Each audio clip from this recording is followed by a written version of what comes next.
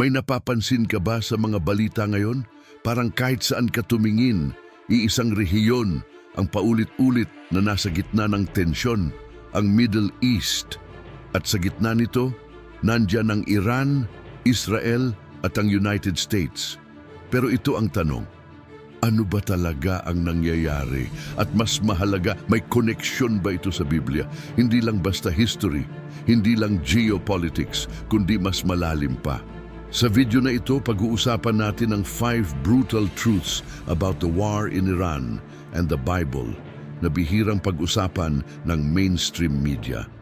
Truth number 1. Hindi lang ito tungkol sa langis, kapangyarihan o teritoryo. Kapag naririnig mo ang giyera sa Middle East, ano agad pumapasok sa isip mo? Kasi kung susuriin mo, maraming desisyon ng mga bansa, lalo na sa Iran, ay may halong religious ideology. Ang kanilang pamahalaan ay religious din. Kung ang isang bansa ay naniniwala na sila ay bahagi ng isang divine plan, ano ang magiging epekto nito sa kanilang desisyon sa giyera? Truth number 2. Ginagamit ang religious narratives para i-justify ang warfare. Ang mga ancient texts ay ginagamit para magbigay ng justification sa modern conflict. Kapag ang isang sundalo ay naniniwala na ang laban niya ay galing sa Diyos, kaya hanggang saan siya handang makipaglaban dahil sa paniniwala. Truth number 3. Maraming maling interpretation ng Biblia ang ginagamit. May mga tao na kumukuha ng verse at tatanggalin sa context. May prophecy. Pero hindi ibig sabihin na bawat conflict ay automatic na divine will.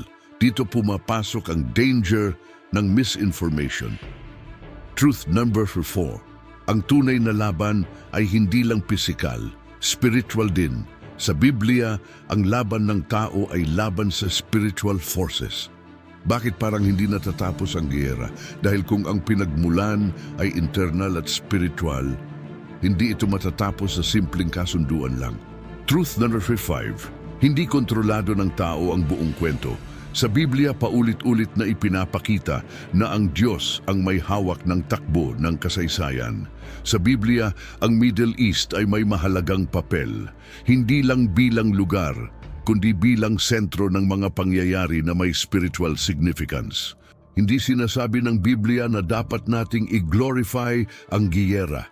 Sa katunayan, ang ultimate message nito ay kapayapaan. Sa gitna ng ingay ng balita, kailangan natin ng discernment at higit sa lahat, may isang bagay na hindi dapat mawala, ang pag-asa. Hindi mo kailangang madala ng takot.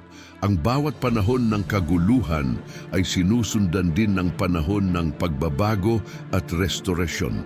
Sa huli, hindi lang ito tungkol sa giyera ng mga bansa. Ito ay tungkol sa direksyon ng puso ng tao. Saan ka tatayo? Gusto kong marinig ang opinion mo. I-comment mo sa baba. At kung gusto mo ng ganitong klaseng content, mag-subscribe ka lang.